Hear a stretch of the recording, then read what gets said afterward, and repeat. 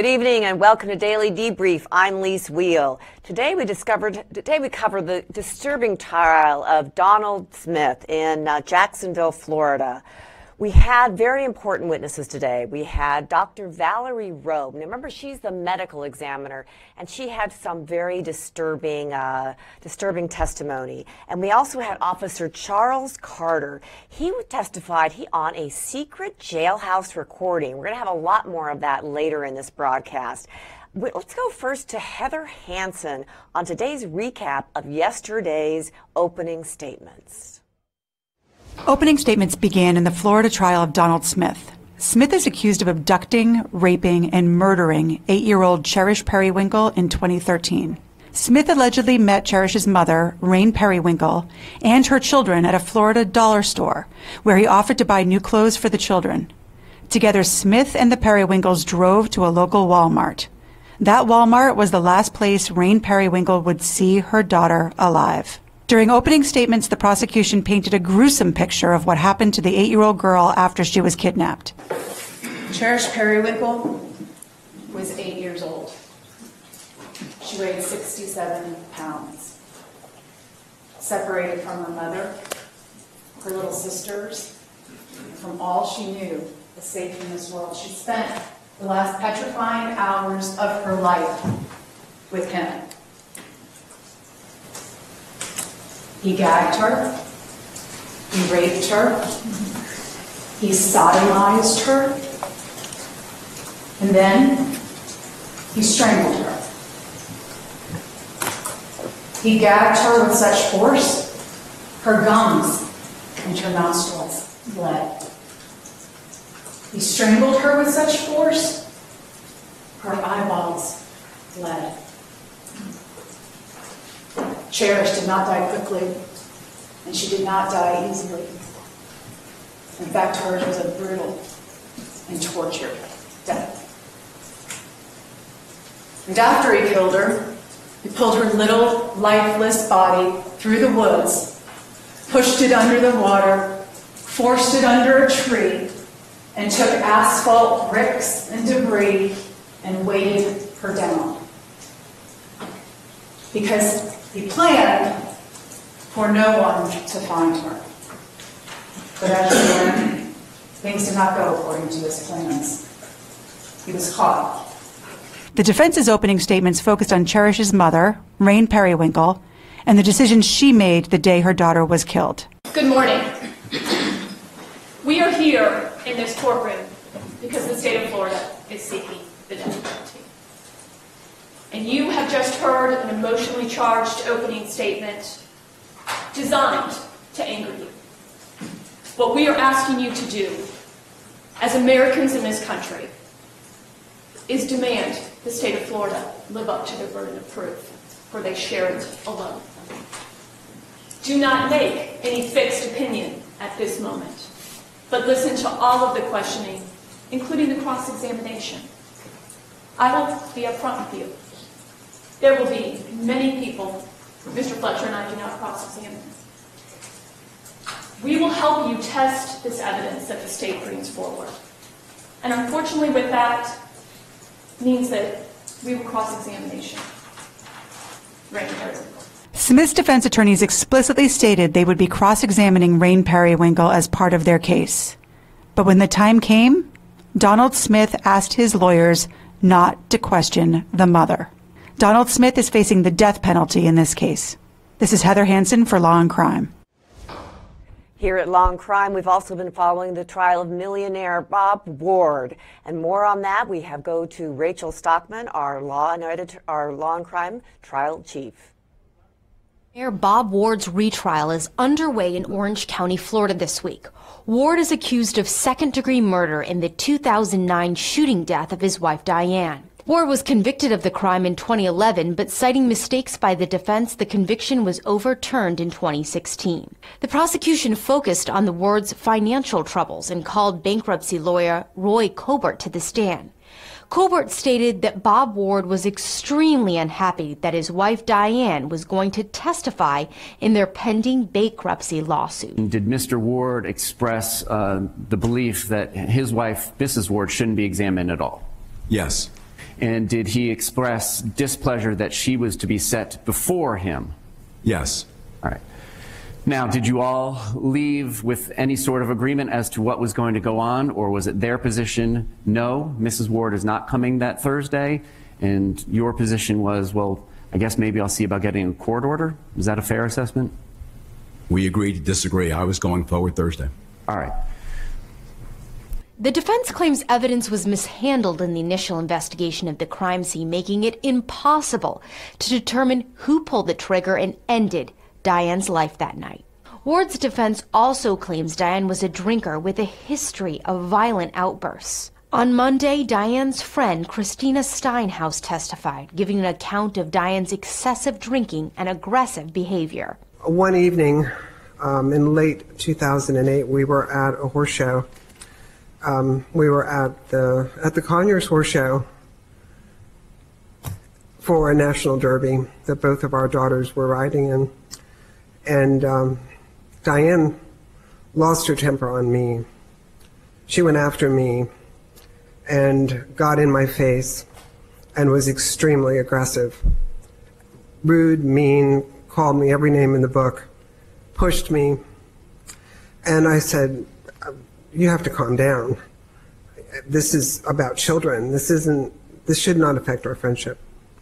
So I walked away and did what I needed to do.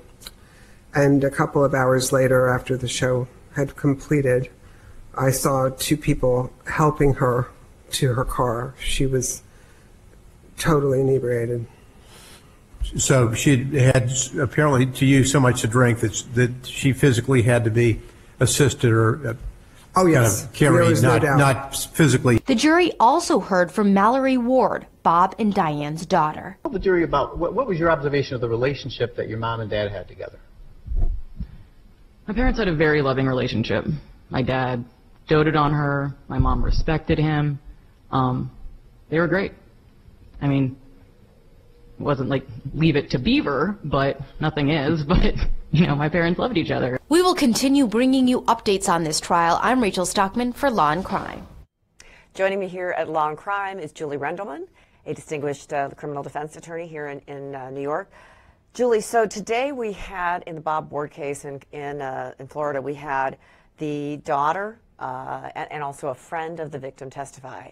And the last clip we just had here with the daughter testifying that she loved both her parents, sure. She was close to both her parents, that she, you know, she really wasn't going to say anything bad about the victim, her mother. And we also, though, heard from one of the victim's friends that she could be, you know, kind of get upset and get irate. And we also heard that the victim drank a lot, right. Up to a bottle of wine a night, and she would take some pills. And so I think sort of it's not necessarily blame the victim, but it's sort of edging towards that. And remember, this is a case where the gun went off, and Bob Ward is saying it just went off and it was an accident, it was a horrible accident. But, you know, I think what they're certainly trying to mount here is a blame, sort of getting to the blame the victim defense. Sure. How do you think that is working so far? Look, I mean, no one ever knows what's in the jury's head, but we always talked about this case being about trying to get into the jurors' heads that this is reasonable doubt, reasonable doubt, right. reasonable doubt. Right. And I think that any time there's only two people in the room, one of them's dead, and the jury's not going to hear from the other one, if you start questioning or indicating that the victim was aggressive, the victim was depressed, the victim was angry with the defendant, which is what all these witnesses are testifying right. to in regards right. to what this victim was feeling, then I think that you're building a case for that reasonable doubt, and it makes that murder all the more difficult for the prosecution. What about the daughter when she testifies and she's not willing to say my mother was any of those things? She did though. She did say that she drank. Right. She did say that, you know, look, she said they weren't, you know, Leave It to Beaver family, but she was willing to articulate that, at least right. one of the daughters was willing to articulate that her mother was angry about the finances and was angry with the father about the finances. Right. And that not only she drank, but she drank incessantly. She drank over a bottle a day. Right. And so when we start putting this together and we start to get like a picture of kind of what went down that day, the jury is going to potentially start to question whether or not this was an intentional death. Right, and the way you put it was really excellent as well, which is that this is a crime, or this is a scene anyway, where you don't have you don't have any witnesses, you don't have anybody else there, and you do have him calling 911 afterwards saying, I shot my wife, or my wife is dead, but not my stick. We'll discuss this much more after the break, and we'll be right back after this.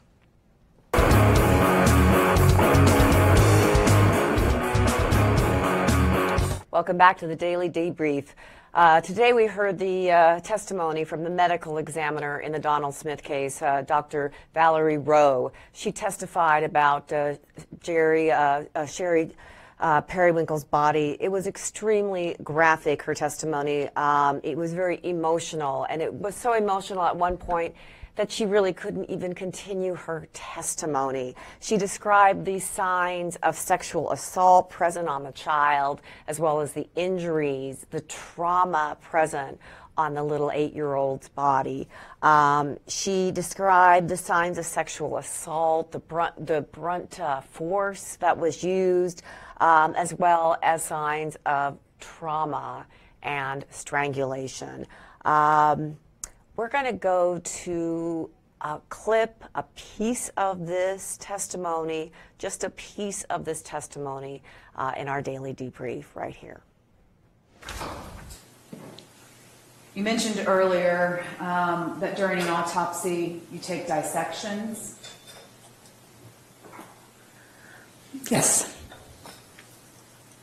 And you mentioned that you noticed an area in Cherish's back of her head. Yes. So you shaved her head? Yes. And then cut her scalp so you could look at the injury more closely? Yes. And did you photograph that? Yes. And what I'm going to direct your attention now to States 84 and ask you to explain to the jury what is reflected here.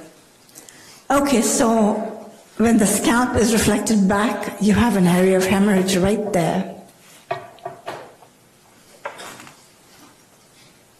I'm sorry, where? On the left side of her scalp right there. And how is that caused, Dr. Rao? Blunt trauma.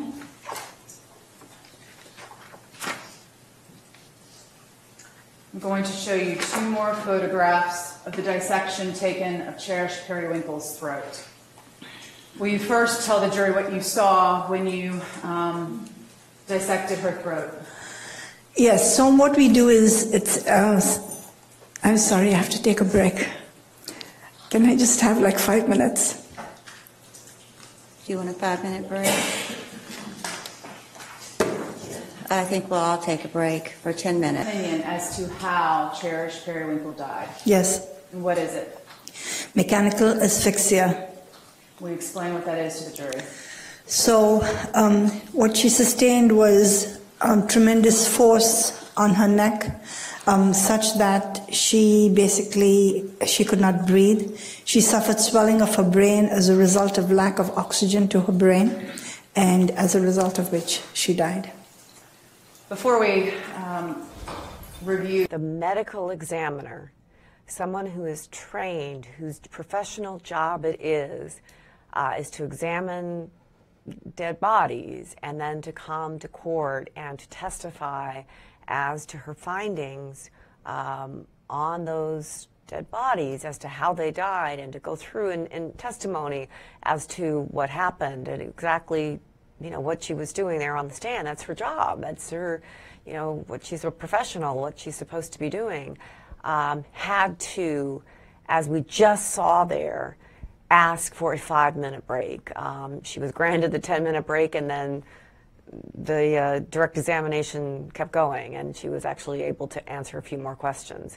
I don't think, Julie Rendelman, have you ever, my guest here in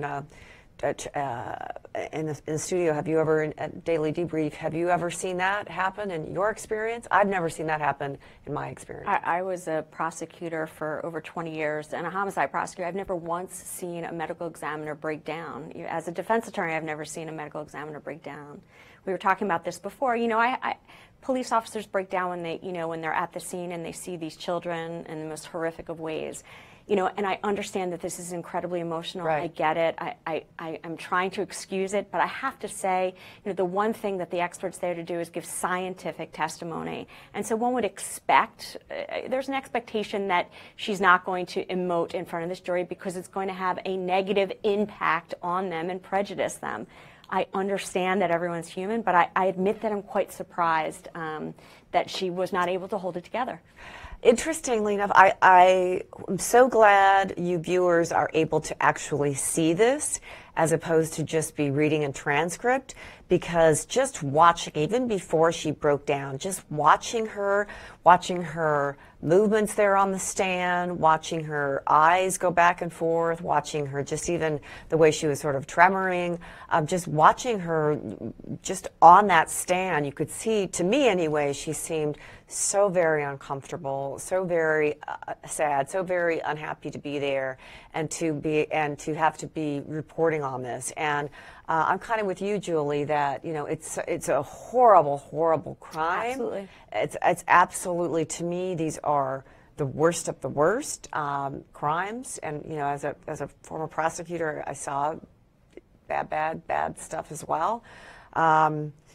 But yeah, it does kind of surprise me as well. I wonder too if the defense could use this potentially as a question on appeal, whether this would be, something that you could say might have prejudiced the jury. That's down the road. We haven't gotten a conviction yet, so we're way, Sure, I mean, we're a long way from that. And it's it could have potentially been a grounds for a mistrial. The judge, I believe that was raised, and the judge allowed the trial to keep going. But remember, this is a death penalty case. So, any appellate court is going to look very, very, very carefully at every single part of this case.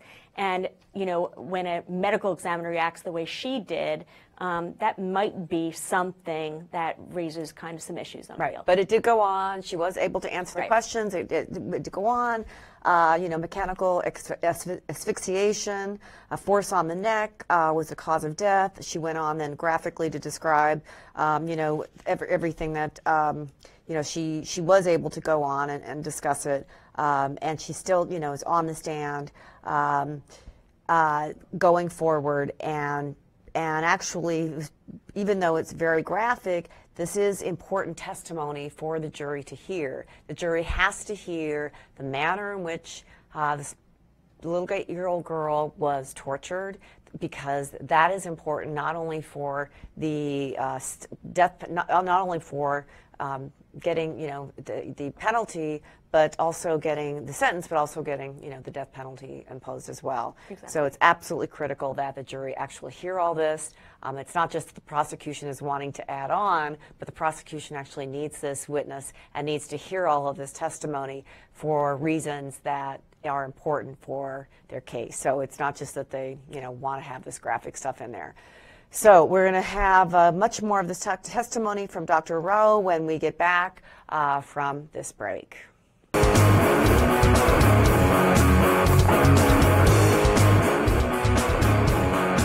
Welcome back to the Daily Debrief. Earlier in the show, we heard from Dr. Rowe about the gruesome details about Cherish Periwinkle and the gruesome details about her body. Now, the Dr. Rowe also examined the defendant, Donald Smith, and we have testimony and a clip from that testimony. Let me direct your attention to State's Exhibit 9D. Will you please explain to the jury what this photograph is of? Yes, this is the penis of Mr. Smith, and he does have abnormalities that are trauma-related, meaning injuries. And will you describe those injuries to the jury? Yes, so right here you can see that there is a circular bruise of the head of his penis, and he has many areas of bruising on the shaft of his penis. Dr. Rao, do you have an opinion as to the injury reflected on the head of his penis as to how it could be caused? Yes. What is that? Sucking motion with significant force. Let me show you States 91. Will you orient, are these your gloved hands reflected in this photograph? Yes. And will you orient the jury to this photograph, please? Okay, so this is the top of his penis, and I have extended it so that you can see the bruising better, and you can see the area of bruising on the top, on the outer surface of his penis. And what, if any, opinion do you have about the aging of this bruising? They are fresh injuries consistent with the time frame of the death of this child. And last photo, States 90. That is Dr. Rowe talking about the bruising and different markings on the defendant. We heard testimony earlier about her testimony about the victim. Now, this is important, Julie, I believe, because she's trying to tie, obviously, the victim and the defendant together. Sure. So she's showing that the markings on the defendant, you know, there's a correlation, obviously, between the victim and the defendant, and the DNA expert is going to come in later and say, that, right, you know, absolutely, make that absolutely clear. So this is also important. It's gruesome, it's ugly, it's disgusting, but it's important for the case. Absolutely. And I mean, the jury has been prepared. I don't think anyone can be prepared, but Right. they have attempted to prepare the jury for hearing this type of evidence. And the evidence is horrifying, absolutely Right. horrifying. And it's horrifying not just it's for the witness that's testifying as well, you know, Right. because it's not the norm that a medical examiner has to go out and view a defendant's private penis. I mean, that just doesn't normally happen. And so, but you must establish that he has injuries there, and that the DNA from him matches the DNA that's found in her mouth, the DNA that's found in her anus. All those things have to be established to prove this case to this jury beyond a reasonable doubt. And quite honestly, at the end of the day, when there's a death penalty phase, Remember, there's exactly. be one, Remember, we're talking death penalty. That's really critical here. And you can't forget that because Aggravating circumstances, exactly. This is a death penalty case. So all this qualified. stuff is going to be repeated, and it's going to be explained in even more fuller detail by the prosecution to give a reason why this jury should put him to death. Right. That's so important to remember when you're hearing all of this and the gruesome detail about this, that this is a death penalty qualified jury. In fact, they have said yes, on a scale from 1 to 5, that they would be death penalty qualified, that they would be able to say, if they find this person, Donald Smith, guilty, that they would be able to say yes, in meting out the punishment, they would be able to find him. They would be able to mete out the death penalty in this case. So this gruesome testimony is all important. And this one witness had to actually go through both of the testimonies, or both the victim and the defendant in this case. Sure, and you know, usually it's not, you know, in New York, it's not usually the medical examiner that will go out and take those pictures. Right. Usually it's the detectives that will take the pictures, although quite honestly, I think it's actually interesting because I think the medical examiner, probably more so than many other people, knows what she's looking for and needs to find in order to establish certain piece of evidence. So I think it is interesting that she did that. Right. And, you know, it's horrible, but these are pieces upon pieces upon pieces that establish, not beyond a reasonable doubt, I think beyond any doubt, beyond whatsoever, that this individual is guilty of this heinous crime. And quite honestly, I admit that there's a part of me, and I'm glad it's over, because we are kind of, at this point, ready for the death penalty phase. Right, exactly. We heard from the mother of the victim, and now we've heard from this medical examiner. How do you think she resonated with the jury today? The medical examiner? Yes. You know, look, she's there to do one thing, and that is to give the cause of death.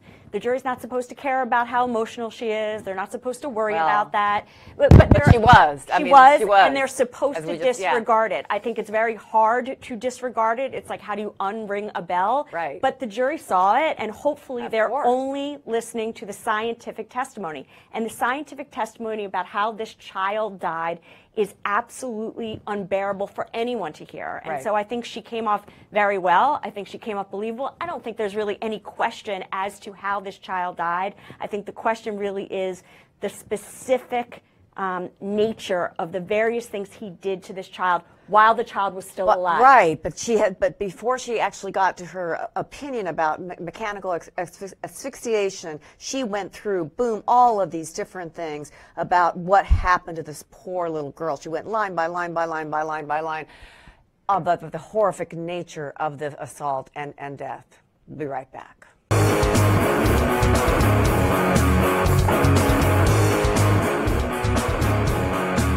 Welcome back to the Daily Debrief. Today in the Donald Smith case, we heard from a DNA expert named Nicole Lee. She was involved in the case as the DNA expert. We're going to hear from her right now. States Exhibit 81, the mons pubis or labia swabs from cherished periwinkle. Again, I took this through the process of making a microscope slide. It was semen positive. I did identify sperm cells. I did not quantify how much, other than it was rare, but semen was present on the mons pubis and labia swabs. Next, States Exhibit 80, in evidence, the vaginal swabs from cherished periwinkle. And these were the same. Semen was present. I did identify a rare amount of sperm cells, so these are semen positive as well. And then last, States Exhibit 82, which is the rectal swabs from cherished periwinkle taken when the sexual assault kit was conducted. These were also positive for the presence of semen. On these samples, I was able to identify a range of 1 to 5 sperm cells present per each individual field that I looked at. So how many people walk the face of the earth at this point in time? Right now, the estimate is between 7 and 7.5 billion individuals. So given the statistical analysis in this case, the population of the earth and the profile that you obtained, can you say, in your expert opinion, that this was an exact match to the defendant's DNA profile? I can look at the chart and see that it's an exact match. This rarity of 35 quintillion makes it extremely rare in the population.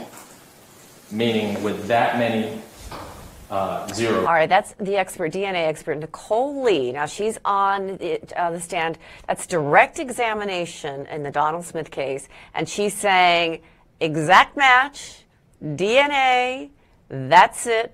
It's over. What do you think, Julie? That's direct examination. Yeah, you don't usually hear the DNA expert be so adamant that it is, in fact, the defendant's DNA. And this is one of those rare situations where she says exact match. It's an exact match. This quintillion makes it extremely rare unless you have an identical twin. Right. So it's overwhelming that the DNA is his. I don't think any of us are surprised, but there you have it. Yeah, that's pretty amazing. This quintillion makes it extremely rare unless he has an identical twin. She is. That's pretty good on direct examination. Oh yeah. I mean, I don't think look, I mean, DNA evidence is often questioned. I don't, this is one of those cases. Let's go with the question now. All right, DNA is often questioned. That's only the direct examination. So let's be fair and let's go to the cross-examination of the DNA expert in the Donald Smith case. You were able to get a DNA profile in regards to the touch DNA neck swab, correct? Yes. And so even though you've explained to us that exposure to the elements, in this case, submersion in water, you were still able to get a full DNA sample. That's correct. Okay. In regards to some of the other swabs that you were given, specifically the right breast swabs and left breast swabs, you did not find any DNA foreign to cherished periwinkle, did you? That's correct. I took samples from each of those swabs through the DNA process, and I did not obtain any DNA profile. I did not have her profile or any foreign profile present. Okay. And same question in regards to her fingernail clippings. On her fingernail clippings, the samples that I took through the DNA process, I was able to develop a DNA profile that was consistent with cherished periwinkle. I did not have anything foreign on those. Okay. Meaning you were able to get her full profile And so DNA was there, Correct. but nothing foreign to Cherish Periwinkle underneath her nails. That's correct. I did not develop a foreign profile. All right, so the direct examination, we had 100% quintillion, unless he had an identical twin. A direct examination, DNA expert says that's it, done. A cross-examination, though, questioned about why there wasn't any DNA under the fingerprints. Now, does that, fingernails, does that open up anything for you, Julie? Why is that important? Does that open up anything, or is that just a red herring? I don't think it's important. I mean, we were talking about this for just a few minutes. The only thing I can possibly think of is when it comes to kind of the death penalty phase, we start talking about the torture aspect, because the jury has to believe that, that she was really, really, really tortured in terms of how her death happened, in terms of their determination. And so one would guess maybe they're questioning whether or not she was alive at the time the sexual assault took place. That's my only guess. I hate even thinking that, but that might be a basis for why they're asking that question, because she didn't fight back. Okay, so she wouldn't have been, if you pull that out a little bit, she would not have been alive at the time. Certain injuries were happened, inflicted, correct. So that wouldn't then be piled on to a death penalty, in a death penalty case, so that the extraordinary circumstances would not be piled on to make it a death penalty case. And that's a guess. That's a guess, but from your defense perspective, that's the only thing I can think of. That's what they might be trying to get at, to try to in that cross-examination of the DNA expert. Because really, otherwise, why else would that be? I mean, the only other thing I can think of is that they're in some way indicating that the DNA expert or the detectives weren't complete in their recovery of the various things, from the deceased You're body. talking about an 8-year-old girl trying to fight against a 60-year-old man, 3-4 times as big as she is. I mean, it's just unbelievable. When we get back from this break, we're going to be listening to secret jailhouse recordings, all right, that were played earlier today in this case. Secret jailhouse recordings in a Donald Smith case, when we come back right away.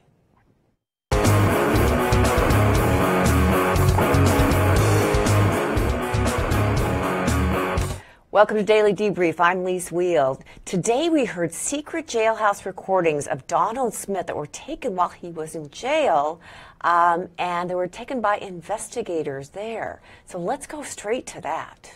No one in the back. Detective Carter, the voice that you just heard that said the one in the back, is that the inmate who was housed directly adjacent to the defendant, Donald Smith? Yes, sir.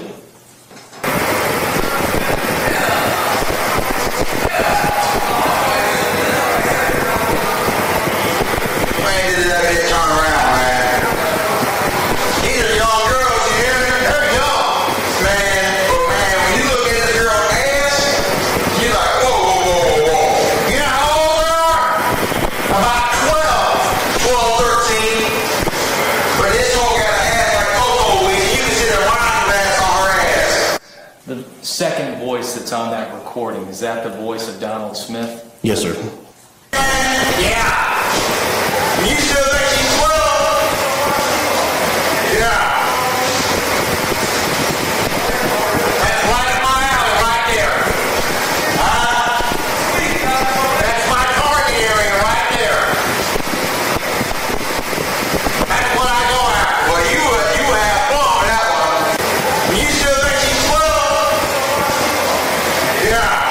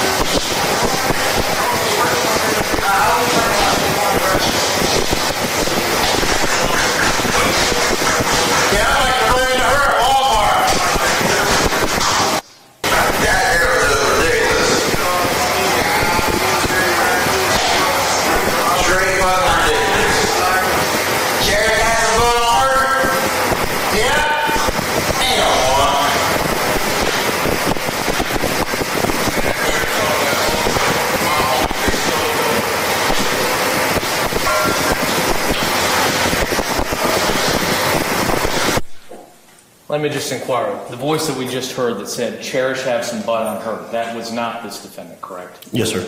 That was the other inmate in the adjacent cell. Yes, sir. She had him like that, though. Because she ain't black. He had a lot for a white girl. The last voice that was depicted there that said, "Because she ain't black, but she had a lot for a white girl," was that the voice of this defendant? Yes, sir. I'm Lis Wiehl. Welcome back to the Daily Debrief. There's my target area. That's what I go after. Listening to these secret jailhouse recordings of Donald Smith are just, what do you think, Julie? I mean, it's just, this is great stuff for the prosecution. And I would just imagine that the jury is just listening to this because the prosecution could not have planned this. They could not have. I have mixed feelings about this one. You do, really? I don't. I was discussing this with Aaron Keller as well, and one of the things we were talking about, because I was surprised that they were bringing in these recordings, and it turns out that there had been much litigation prior to this trial about whether they would come in. I can imagine. Right. One could only imagine. Yeah. And the thing that I find, look, what he said is abhorrent. Right. There was enough evidence without this. They didn't need this in order to make their case. And what I find most troubling is that my understanding is that there were students that were young that walked through the jail when he made these statements. And that's what he's making the statements. That's what he's saying. That's my target area. That's what I'm looking. He's looking at students. Right. So I have two questions. One is, who in the heck allowed these students to come through and view a pedophile murderer as he sat in a jail cell? Horrible. And two, was this some type of setup to get him to make these statements? And so I find the whole thing, look, this case is abhorrent, but they have a case without this informant and without these recordings. And when you're talking about a death penalty case where you have such overwhelming evidence, do you really want an appeal issue? And so I kind of have a mixed view about what we all agree is absolutely atrocious testimony. But I don't, an appeal issue in the sense, nobody's forcing him to say this. Nobody's making him do it. Nobody's setting him up in the sense that he's made to say anything. He's not. I think there is a question about, I think there is an issue, which is why it was litigated initially, as to whether or not the fact that he was in a jail, whether or not he had some right to privacy and some, look, in New York we have all the time, even though there's like a, it's a one side that consent. Right. When someone makes a call from Rikers, the announcement is you are being taped, so the person is well aware that they're being taped. In this situation, it just seems they went to a lot of lengths, and I almost feel like, was there a setup done? It just seems so peculiar that they would allow young kids in. Well, that part of it's strange. That part of it's very strange. And I don't know the details, but just from an outsider, I'm a little troubled by this piece of testimony. As a mother, I'm troubled by this piece of testimony because I'm thinking I wouldn't want my kid there. I can't imagine my kid being there. Can you imagine allowing that to happen? No, I can't imagine. I can't imagine a field trip there. No, but I agree that the testimony, the evidence, exactly. If you had any doubt, then there's no doubt. And listening to that, and listening to, because the thing is, the juror must, if they had any doubt at this point, thinking, I'm not letting him out because he would do it again. Look at that predilection, he would do it again. Look at how he was saying, my target area, I would do it again. I'm not letting him out. Not letting you guys go, though. Stay with us until after the other side of the break. We'll be right back.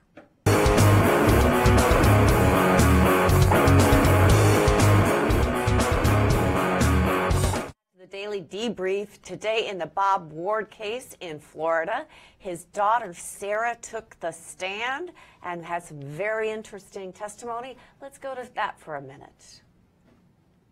Much time with my mom at the horse shows, on the road, at home. I would always see her with a bottle of wine or two. It was not unusual.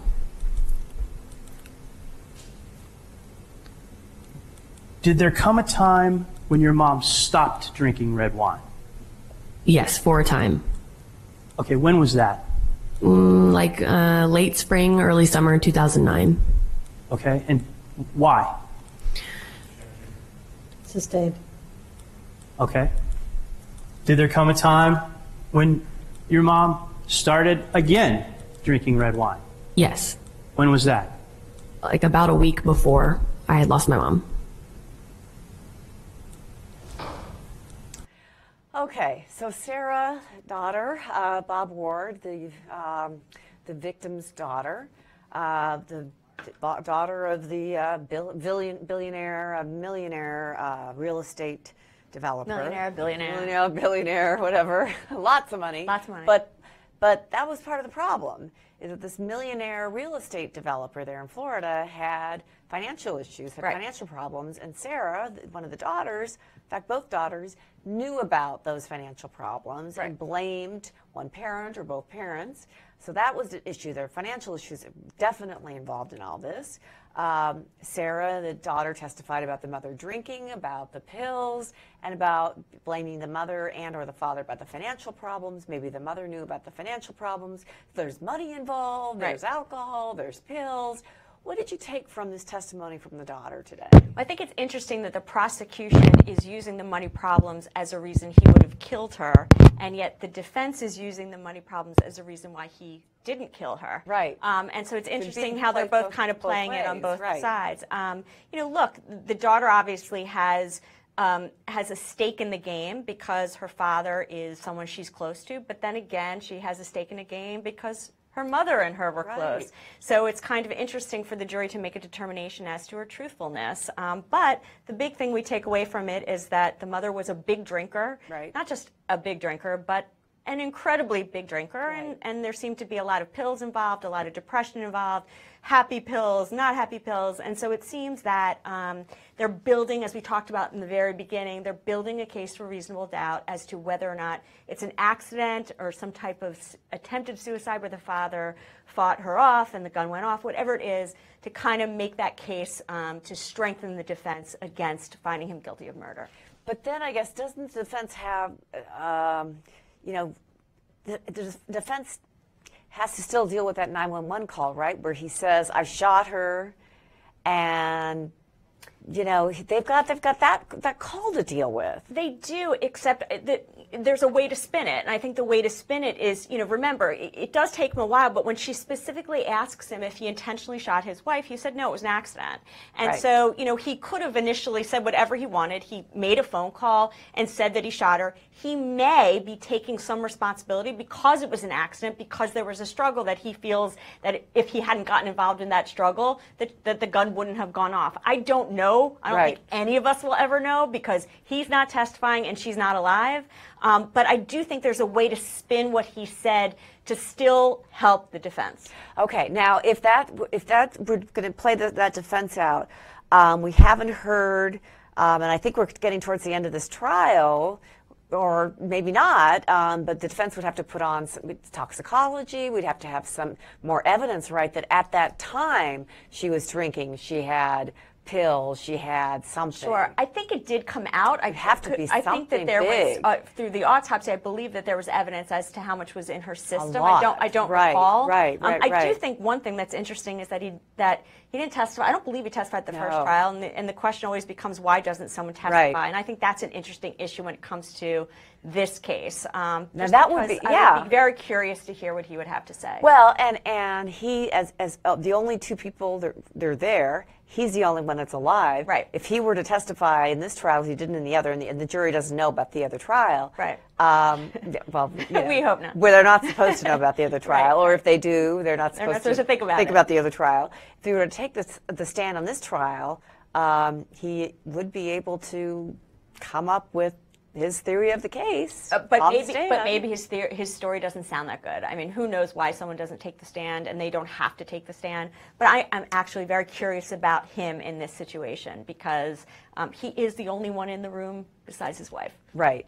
And all the issues about money issues, finance issues, if there is a mistress out there, you know, all these other issues, all of those kind of things would come out that he wouldn't want. You know, any other issues that he might have, we don't know about. You know, if she's drinking a bottle of wine tonight, who knows what he's doing? Who knows what if he's got? You know, whatever his issues are, that all would come out as well if he takes the stand. So, very, very interesting case. We've got two very different cases that we're following here on Law and Crime. We've got the Donald Smith case with Cherish Periwinkle, which we've had just the very emotional testimony today. We're going to have, it looks like, closing arguments for that tomorrow. We'll have jury instructions and closing arguments in that case tomorrow. Jacksonville, Florida, that's going to be wrapping up. And then the Bob Ward case will be continuing. That's our Florida millionaire case with Diane Ward, his wife, the victim. In that case, that's going to be continuing. We'll be watching that tomorrow going live. So very, very different cases. That's that retrial in that Florida millionaire case. Very, very different cases going on, but we hope that you'll return tomorrow with Law and Crime and be watching us. We'll be watching these cases and we'll be reporting right back to you as they happen. So beware and be watching us. We'll be back.